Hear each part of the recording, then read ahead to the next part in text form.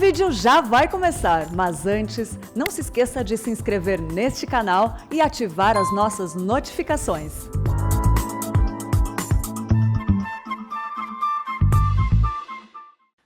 Obrigado. Meus irmãos, é um prazer tão grande estar de volta à nossa igreja. Eu tenho a honra de ser um dos pastores, sou pastor auxiliar dessa igreja, mas cedido para a APMT, Agência Presbiteriana de Missões Transculturais. Então, para quem não me conhece, vou falar rapidinho, me apresentar. Eu sou dentista, me especializei numa área de cirurgias de grande porte da face, cirurgia bucomaxilofacial. Já estive trabalhando em 43 países em volta do planeta, usando dessa minha profissão. E hoje eu trabalho na Albânia, mas também em mais 10 países. Se Deus permitir, ainda este ano, vou estar retornando para o Iraque, trabalhando junto lá com outro missionário da PMT, o Albano, o Giancarlo, e um outro missionário que eu vou citar dele aqui a pouco. E nós vamos estar na Bulgária, já tive o ano passado, na Sérvia, Montenegro e etc. Então, meus queridos, eu tive a honra de estar voltando para o país para fazer o casamento do meu filho, João Ricardo. Graças a Deus, vai deixar de ser solteirão. Já está com 31 anos, até que enfim vai se casar. O pastor Erival vai fazer o casamento dele, dia 5 de fevereiro. E depois disso, depois de um tempo, nós vamos retornar para o campo missionário. E eu queria hoje falar de um texto extraordinário. Eu amo ouvir histórias, biografias, e eu me lembro de um cantor no Brasil que fez muito sucesso, mas deu um péssimo exemplo. E ele dizia no refrão de uma das músicas que mais foram conhecidas no país naquela época, dizia que meus heróis morreram de overdose. E ele morreu quase do mesmo jeito. Muito novo, doente, aidético, consequência de uma vida longe de Deus. Mas quem são os nossos heróis? Eu amo esse texto aqui de Hebreus, no capítulo 11, onde ele vai relatando os heróis da fé. E eu queria ler o texto que está no livro de Hebreus, no capítulo 11, do verso 30 até o verso 38. Diz assim, Hebreus, capítulo 11, verso 30 ao verso 38, que nós vamos falar dos homens dos quais o mundo não é digno, esses heróis da fé.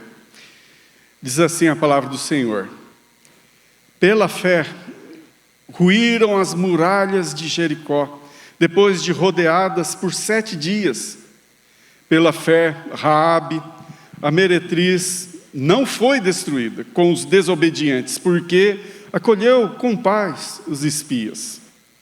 E que mais direi? Certamente me faltará tempo necessário para refletir o que há a respeito de Gideão, de Baraque, de Sansão, de Jafté, de Davi, de Samuel e dos profetas, os quais, por meio da fé, subjugaram reinos, praticaram a justiça, obtiveram promessas, fecharam a boca de leões, extinguiram a violência do fogo, escaparam ao fio da espada, da fraqueza tiraram força. Fizeram-se poderosos em guerra, puseram em fuga exércitos de estrangeiros. Mulheres receberam pela ressurreição os seus mortos. Alguns foram torturados, não aceitando seu resgate para obter superior ressurreição.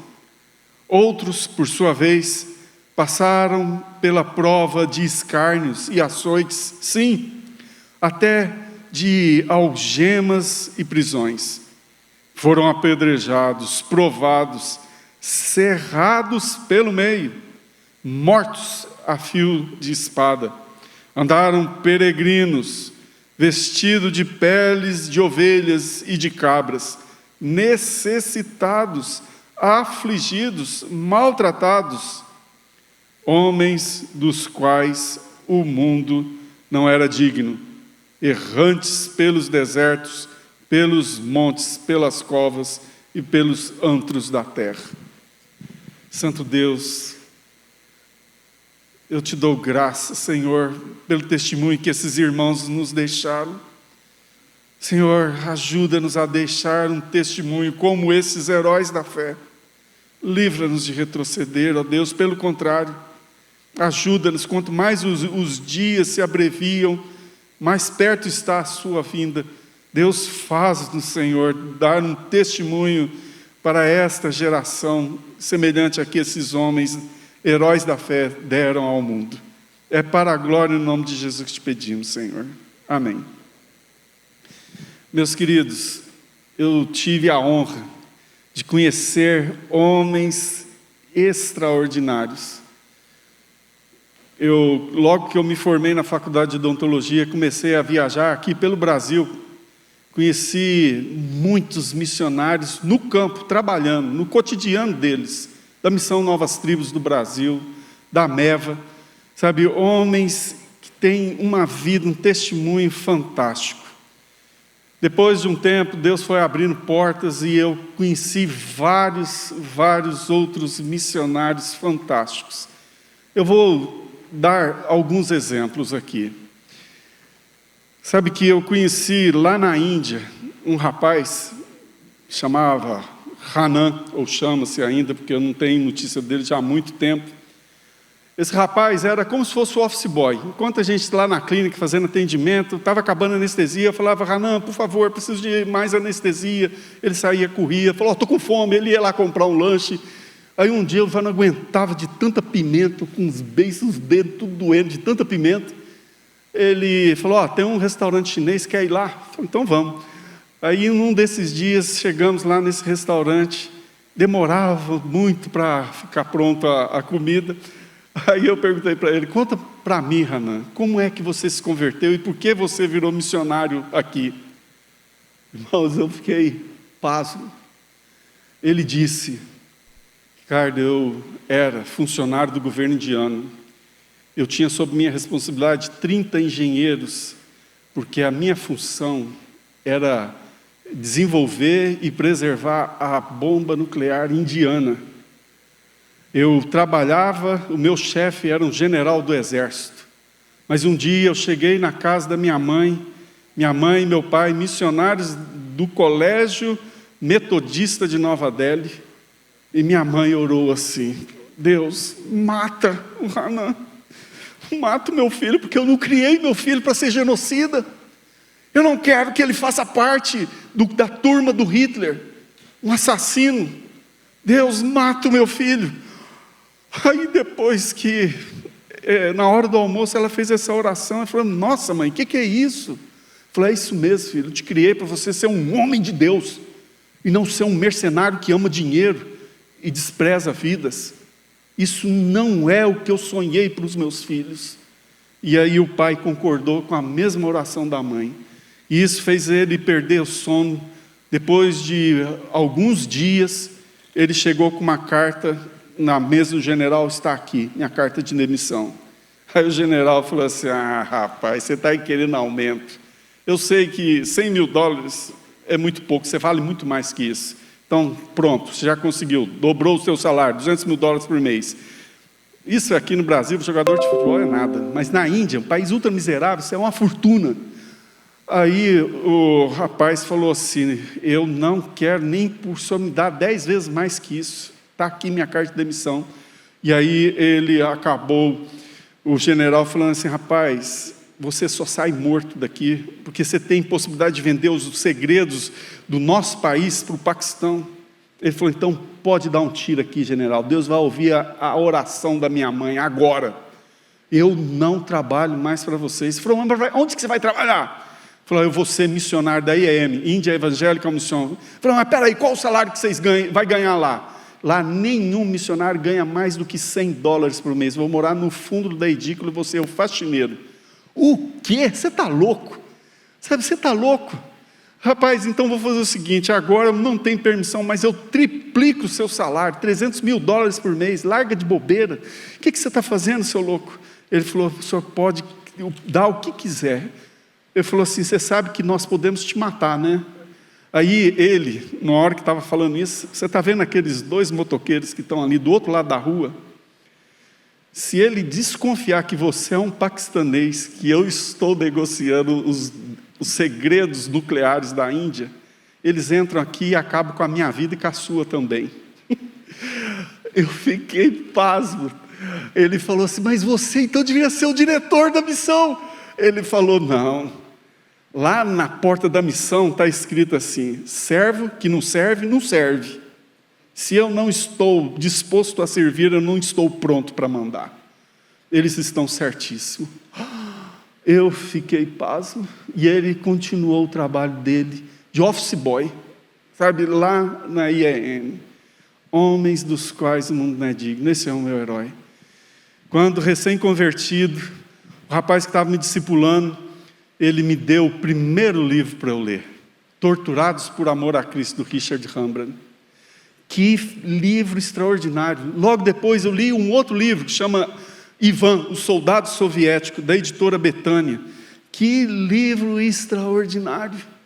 Irmãos, quem são os nossos heróis? Sabe que esses homens que a palavra de Deus refere, fizeram como Moisés. Moisés foi preparado para ser o faraó, o dono do planeta. E ele, por amor a Cristo, segundo o autor aqui fala, pouco antes, ele abriu mão dos tesouros do Egito, tendo certeza que ele iria obter muito maior recompensa. Aqui ele fala que falta tempo para falar de Raabe. Provavelmente era uma sacerdotisa cultual, ela, antenada com o que estava acontecendo no seu mundo, ela percebeu que o Deus de Israel realmente era o Deus Todo-Poderoso, e os deuses aos quais ela servia não valia nada. E ela tomou uma decisão e pagou o preço, porque se não acontecesse aquilo que ela esperava, ela iria ser morta junto com toda a sua casa por traição. E no entanto, Deus preservou ela e toda a sua família. Sabe, se a gente for ver aqui outros que eles se referem aqui, sabe que, por exemplo, eu li hoje sobre Jefté, que rapaz fantástico, sabe, um moço que os seus parentes o desprezaram, mas na hora que a situação apertaram, quando já estavam todos idosos, era um ancião, pediram para ele liderar uma revolta contra os amonitas, e ele cita a palavra de Deus, vai e ganha a guerra. Sabe, o texto aqui fala de Baraque, de Sansão, de Gideão. Irmãos, que loucura, 158 mil soldados inimigos, e não é à toa que os 32 mil do lado de cá estavam morrendo de medo, e ele chega em obediência àquela vozinha interior que falava que era a voz de Deus, ele obedeceu e falou, quem estiver com medo, os covardes, os medrosos, sai, vai embora. De 32 mil, sobrou 10 mil, e Deus falou, ainda é muito. E aí ele vai lá com 300 apenas, operação suicida, loucura total, mas obedientes. E eles venceram um exército, muitos, 158 mil homens, que mataram-se uns aos outros só de ouvir as trombetas do exército de Gideão. Então, irmãos, no entanto, aqui tem outros que não saíram vitoriosos no ponto de vista do mundo, muitos foram cerrados ao meio, como o profeta Isaías. Outros sofreram escárnio, espancamento, sofrimento. Irmãos, eu vou dizer para vocês, eu conheci missionários na selva aqui do Brasil. Cheguei no fundo da casa dele, vi lá 3, 4, 5 cruzes. Falei, ali estão os meus filhos. Um morreu de malária, outro morreu picado de cobra. Conheci o John e a Mary. Que fantástico esses casais. Lá eles são enfermeiros, parteiros, juiz, prefeito, tudo. Vacina, quem está precisando de vacina. Então, esses homens teriam condição de viver um estilo de vida muito superior lá na América do Norte ou lá na Europa, mas eles não desceram um degrau cultural, eles desceram um abismo cultural, sem luz elétrica, sem nada de lazer, época que não existia internet, celular, nada disso. Estavam lá e morreram e deram suas vidas para pregar o Evangelho. E hoje eles não estão vivos para ver essa terceira onda, onde os próprios índios agora estão se mobilizando e alcançando outras aldeias, homens dos quais o mundo não era digno. Irmãos, eu gostaria também de ter tempo, sabe, mas o relógio não para. Gostaria de falar, por exemplo, de um pastor que eu conheci, pastor Carlos Guilherme, pastor da Igreja Batista do Rocinha. Deixou a igreja lá no Rio de Janeiro, na favela do Rocinha, e foi trabalhar lá no Oiapoque, o único sobrevivente de um naufrágio. E eu estava ali filmando quando houve, o Espírito Santo veio numa plateia de mais ou menos uns 1.200 índios, e houve uma conversão em massa, uma coisa extraordinária. Foi a primeira pregação, ele que sobreviveu depois da morte de um casal extraordinário. Sabe, o Silvio faleceu junto com a sua esposa Olinda, sabe, lá no rio Oiapoque, sabe, junto com a Shalom e um outro professor que tinha acabado de se converter, morreram afogados. E depois que o Carlos Guilherme passou a noite boiando, sabe, a maré reverteu, jogou ele de novo para dentro do rio, para um mangue, e por fim ele sobreviveu a esse naufrágio. Quando ele chega na igreja, já tinham achado o corpo da Shalom e do professor que tinha morrido afogado. No entanto, ele me descreveu como foi a morte desse casal. Quando a Olinda teve cãibra, o Silvio, ela falou: Silvio, vai embora, nós temos 3 filhas, você tem condição de sobreviver. Aí eles nadaram, deram umas 10 braçadas, ele falou: Carlos, para aí, eu não vim sozinho para cá, ou eu volto com a minha esposa ou eu morro com ela. Aí o Carlos: mas Silvio, tem tubarão, nós estamos na foz do rio, por favor, vamos embora, você ainda tem chance, nós temos chance ainda de salvar desse naufrágio. Aí ele falou: não, ou eu morro com ela, ou eu sobrevivo com ela, sem ela eu não vou viver, mas se eu não sobreviver, cuida das minhas filhas, fala que o desejo do pai e da mãe é que elas continuem o trabalho que nós começamos e demos as nossas vidas. E aí, depois de umas 10 braçadas, o pastor Carlos Guilherme olhou para trás e realmente, o tubarão pegou os dois, não acharam os corpos. Mas ele me disse, no dia que foi dar a notícia para as 3 filhas, a mais velha tinha 12 anos, aí a do meio tinha uns 9 anos, e a caçulinha tinha uns 7 anos de idade. Aí o Carlos Guilherme, no dia das mães, elas com uma caixinha de sapato, com um presentinho para mandar para os pais lá nas aldeias, elas morando num orfanato, numa casa-abrigo para os filhos de missionários, lá em Boa Vista. Aí o Carlos Guilherme, junto com o outro casal que cuidava dos filhos dos missionários que estavam na selva, eles começaram a narrar como que o pai e a mãe morreu.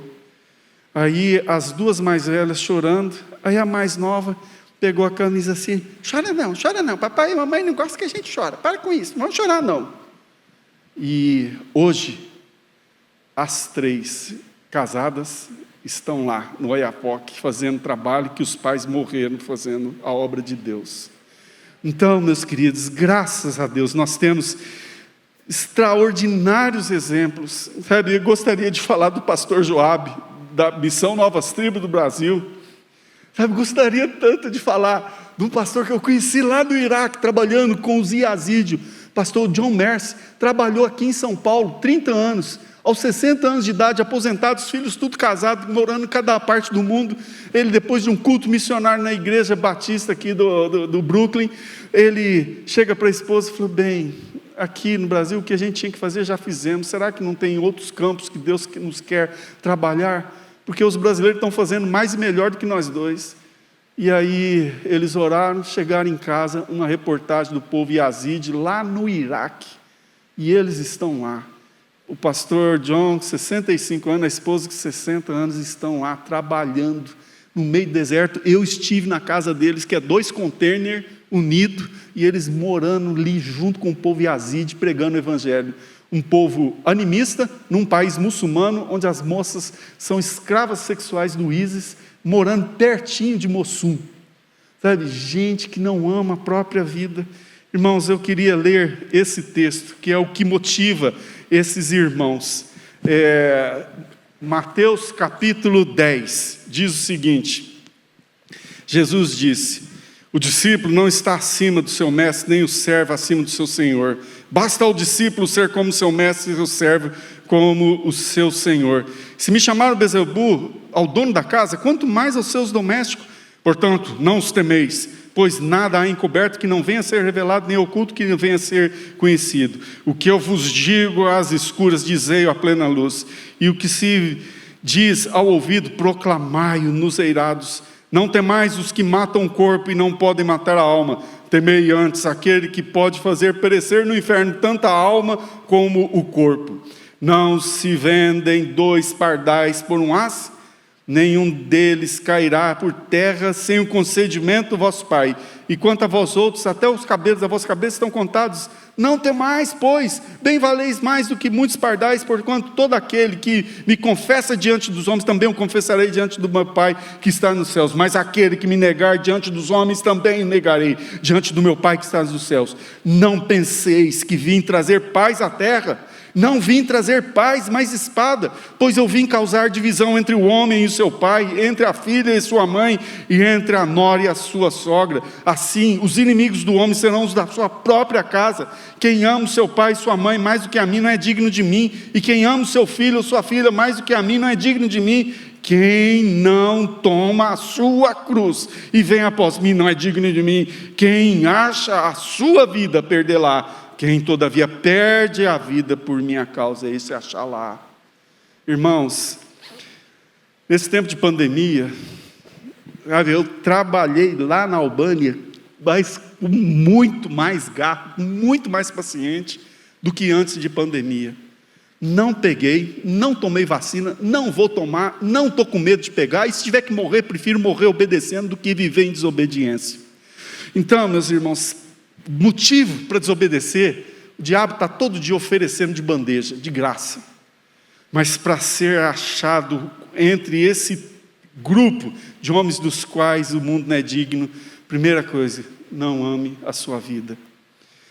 Ah, que pena, nós poderíamos aqui estar falando de homens que eu conheci, esses já partiram, pastor Russell Philip Shedd, foi um dos pastores que mais me ajudou quando nós tínhamos 4 escolas lá no Afeganistão. Sabe, me lembro também de um pastor, Tani, lá da Albânia, que morreu com um tiro na testa, sabe, por causa de uma tal de vingança de sangue, de uma coisa que seu tio fez lá no passado. Mas ele morava na Inglaterra, chegou para a esposa e falou assim: bem, não vamos ficar aqui na Inglaterra. Que absurdo é esse? Um pastor querendo preservar sua vida, abandona as ovelhas? Sabe, não, nós vamos voltar para a Albânia e eu vou pastorear a minha igreja. E ele, por causa da vingança de sangue, morreu obedecendo a Deus. Então, meus queridos, como está difícil hoje, nessa geração egocêntrica, achar crentes piedosos que têm essa paixão por obedecer a Deus. Sabe que eu lembro uma vez, pastor, o seu Shedd disse na aula, que provavelmente o livro de Atos já deve estar no capítulo 50.000, 500.000, porque o livro de Atos não acabou. Ele terminou, parece que veio o volume 2, volume 3, qual volume que está? Quem é que está fazendo parte desse livro de Atos, que nós vamos ler lá da eternidade? Então, meus queridos, nós estamos precisando urgente de homens e mulheres que não amam a sua vida, que estejam dispostos a obedecer, para ir para os campos missionários, que saiba ouvir a voz do Espírito Santo. E não é difícil. Você entra no seu carro, põe lá no Waze, aí o Waze fala, ó, vira à direita, vira à esquerda. Não, tem trânsito lá, vai para outro caminho. O Espírito Santo é igualzinho. Sabe, Ele está vivo, não está morto. Basta você afiar, querer realmente obedecer, você vai ouvir a voz do Espírito Santo te convidando. E Ele, quando chama, Ele é o bom pastor, o bom patrão, Ele sustenta. Então, meus queridos, eu quero terminar esse culto fazendo um apelo. Primeiro, você quer ser um dos heróis da fé? Leia, decore, devora a palavra de Deus. E ouça o que o Espírito Santo tem a dizer à medida que você vai lendo, porque Ele é o bom professor. Segundo, leia livros. Primeiro, que eu vou recomendar, A Vida Espiritual de Hudson Taylor, extraordinário, escrito pelo seu filho, Howard Taylor. Segundo livro, O Apóstolo dos Pés Sangrentos, da vida de Sadhu Sundar Singh, foi escrito pelo reverendo Banerjee Ribeiro, brasileiro. Segundo, Torturados por Amor a Cristo, Richard Humbled, livro extraordinário. Por Esta Cruz Te Matarei, Bruce Olson. Outro livro, Ivan, o Soldado Soviético. Outro livro extraordinário, 3, do mesmo autor, Totem da Paz, Senhores da Terra e Fator Melquisedeque, de John Richardson. E o melhor de todos, antes dele morrer, a questão de 1 ano atrás, ele escreveu Segredos do Alcorão. Se você quer trabalhar com muçulmano, leia, devore esse livro, Segredos do Alcorão, de John Richardson. Outro livro, Orlando Bohr, viveu e trabalhou aqui no Brasil, chama Heróis da Fé, extraordinário. Mas o melhor de todos, foi um dos últimos que eu li, chama o Livro dos Mártires. Extraordinário, já todos eles traduzidos em português. E você vai se inspirar na vida desses homens, dos quais o mundo não foi digno e continua não sendo digno. Então, eu vou dizer para os irmãos, estamos precisando, falei para o pastor Arival, já tem andado por tantos países, sabe, na Bulgária, esse pastor pedindo, pelo amor de Deus, nós precisamos de missionário brasileiro. O povo brasileiro é um dos povos mais amados do planeta. Estamos precisando de missionários na Sérvia, na Bósnia, Montenegro, sabe, em todos aqueles países. É miserável? É, e o bom é que não precisa de muito para se viver nesses países, não. Mas está faltando muito cearense, porque a seara é grande, sabe? Então Deus precisa dos mineiros, dos paulistas, dos cariocas. Vamos embora, gente, vamos ser achados fiel. Vamos obedecer, vamos ser achados na frente de batalha, sabe? Eu quero estar com Cristo, onde a luta se travar no lance, no imprevisto, na frente me encontrar, até que eu possa ver na glória, me alegrando da vitória, onde Deus vai me coroar. Vamos ficar de pé e vamos orar, e eu vou passar para os irmãos esse desafio, para esse ano. Vamos continuar na obra missionária. Amado Deus, está aqui a tua igreja. Deus abençoe que essa igreja continue sendo uma igreja missionária, que investe, que mande os melhores para a frente de batalha, para ganhar almas, para testemunhar do Evangelho. É para a glória no nome de Jesus que nós te pedimos e te agradecemos, Senhor. Amém, amém e amém. Deus abençoe, irmãos. Vamos cantar.